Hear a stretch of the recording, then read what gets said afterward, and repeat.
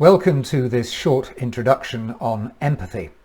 It's a topic that I've become increasingly interested in over the course of this last 12 months because I've noticed it's popped up everywhere, often written about in the context of sales, of marketing, service, CX, even an executive leadership skill. So it's got me to think, why have we started emphasizing empathy so much? Because from my perspective, it's always been massively significant, and it'd be a bit tragic if it's only now that we suddenly realize how important it is. So I start off the article having a look at why it seems to be so popular and important. And obviously, if we look at the broadest themes in the world at the moment, particularly in political terms, we can see, the destruction of shared reality, the tribalism that's been going on in some parts of the world. And obviously empathy has got an incredibly important role to play in terms of reconstructing things.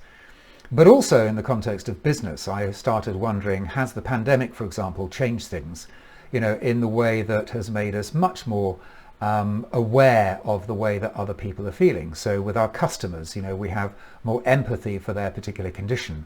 The word vulnerable customer has come up much more, in this last 12 months. We're equally aware, I think, as leaders about the trauma that lockdown has created for many people in terms of mental health. That has been a real significant thing. And also the fact that we're now engaging with organisations in a much more digital way and sort of abstracted way. Maybe there's been a general feel again that we need to reintroduce the human touch. We need a greater sense of being connected as a result.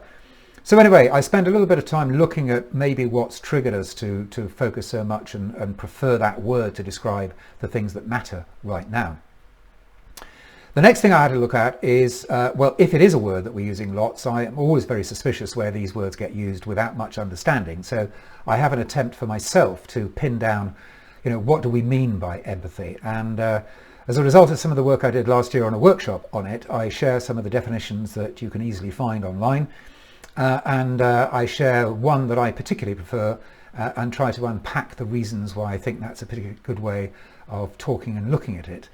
And then that leads into a more general thing of saying, so, what really is empathy in terms of its origin and its importance, and why do we do it at the end of the day?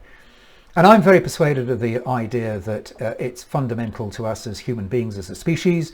It's all about our ability to collaborate, to increase our survivability, and therefore we need to be able to understand other people's priorities and realities to have a shared approach to life. So I think that was as important back then as it is today. I completely buy into that. But in addition to that, I have also been plugged into neuroscience now for a couple of years.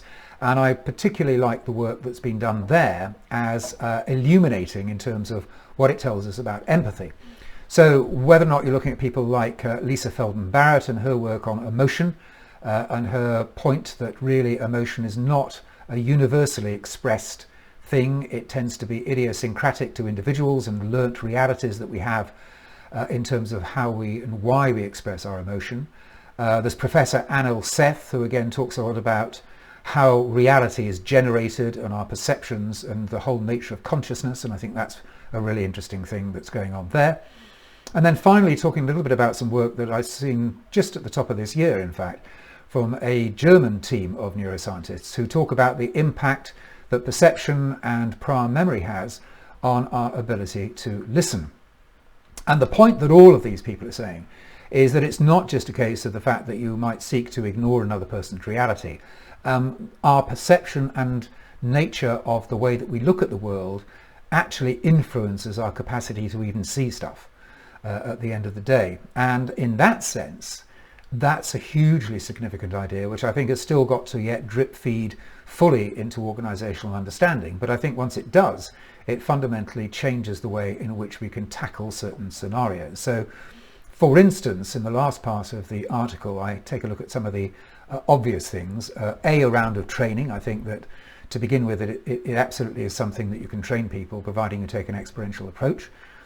I think in terms of customer, it's massively important in understanding, for example, the difference between the way we seek to design an experience and the way in which the customer will consume that design and have their own reality as a result of that, and how influential their memory is on the way that they will finally recall that experience, and there's definitely a gap there. That's an interesting use case, and again suggests that we need to double down in terms of empathy to understand the gap there.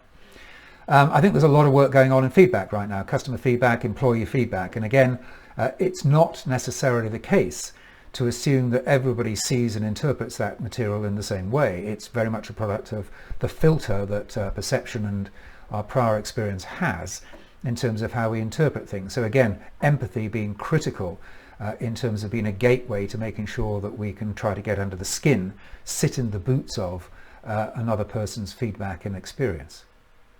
And then, as I mentioned earlier on, I think that in today's world where really we're seeing a rapid escalation, or at least public declaration around the strains in terms of mental health and the pursuit of well-being, again, leaders I think have been asked to do something that isn't very typical of their training, which is to show vulnerability and to really be able to stretch across and demonstrate that they get how a lot of people are experiencing this. Now, that's very difficult in the hugely competitive environments that we sit in as far as organisations are concerned, and the need for onwards and upwards all the time.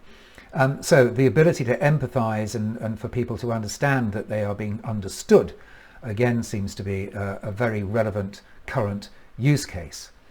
So there we go, there's some of the highlights of what the article explores. I do hope that this has encouraged you to have a quick look through.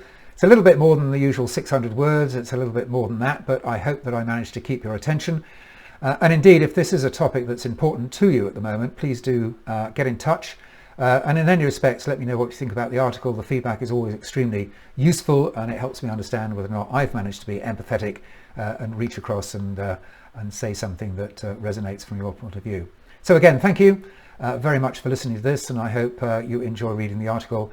Have a wonderful read. See you soon.